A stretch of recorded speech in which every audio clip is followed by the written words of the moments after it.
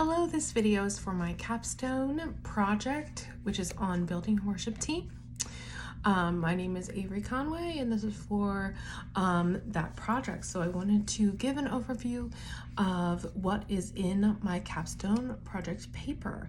So first off, it overviews a hierarchy of needs for a worship team, which is actually multiple different people that could be on your worship team. So it shows how, depending on where someone is in their walk with Jesus and also in their musicianship, how they could be at a different level and have different needs than from somebody who is a trained musician and has been doing worship for a very long time. The second thing the paper discusses is the difference between a worship and a praise team. A lot of people use those two words interchangeably, but really what we should be using is worship, because praise is part of what we do, but worship is all encompassing. So it talks about how praise, there's a basketball analogy where praise would be like an alley-oop or like a trick, and that's what we want to see, and it's exciting. But really what we want our people to do is to have worship, to be engaged in worship. And that's what we want them to do. The third thing that it talks about is the congregation's identity and how a congregation worships. So their identity and how they understand their identity, the worship team is in control of a lot of that, based off the music and the scripture and the things that they bring to them that feeds them on a daily, on a Sunday morning basis, and also just like things interacting with the team. And so it discusses that. The fourth thing is that it definitely talks about all the ways that a leader should interact with their worship team, things they should do, things they shouldn't do, how they should model Jesus for other people. And that is a very important part of the paper.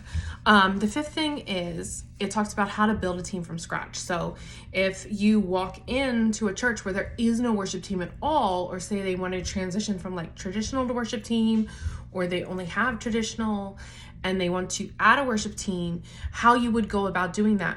And it also goes over Sandy Hoffman's book about how to get from what he calls the garage to the church, meaning not just being a band where you're performing in a small space and it's very informal, to getting to a point where you can actually be in front of the church and be engaging with other people.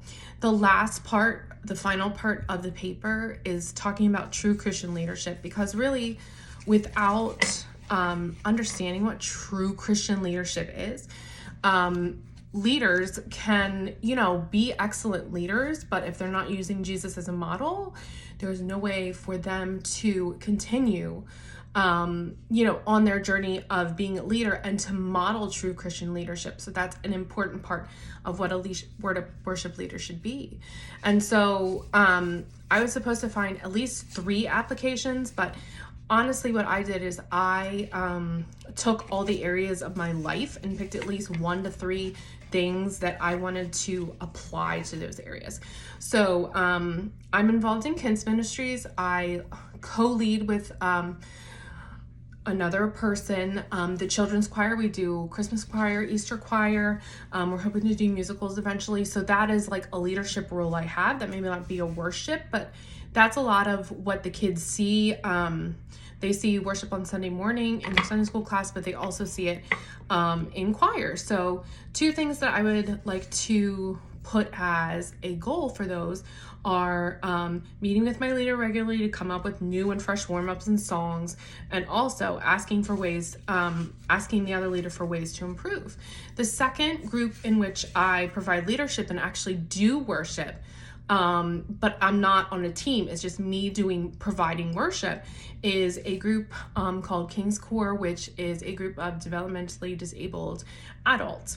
And so I have 3 goals for that one. I really want to come up with new songs. We have like a binder of songs, and we have them divided by like theme or holiday. So I really want to add some new and fresh songs and have some new things for them to worship and learn some new songs because I think they're capable of it. The second thing is to add like percussion instruments to the worship that we already have, because we never done that. We do bells and tone chimes in a separate part, but in the worship itself there's like no instruments. So I would like to add like some percussion instruments. I think that would be the easiest way, and also to build more solid relationships with those people. The third area of my life in which I want to have an application for this paper is in my work as a music therapist, which is what I do on a daily basis for hospice. And so I really want to be able to show Jesus to them every day. Like sometimes I find myself singing hymns and doing a lot of spiritual things. And so I want to be able to show Jesus to those people. And the last area is in my personal life. I feel like if I don't, model Jesus to the places where I'm leading, but it has to start in my personal life. So the 3 applications I have for that are to do my devotions daily, to create Christian habits that actually become habits, so that I do them for the 21 days so they actually become a habit, and to watch church weekly even when I'm serving, because that's something I'm not doing now. I'm serving a lot, and then I'm not like during the week taking the time to just worship like as myself. So I really want to do that because I feel like that's something that I need to grow in. So that is my paper, and those are all the applications that I have. Thank you. Bye.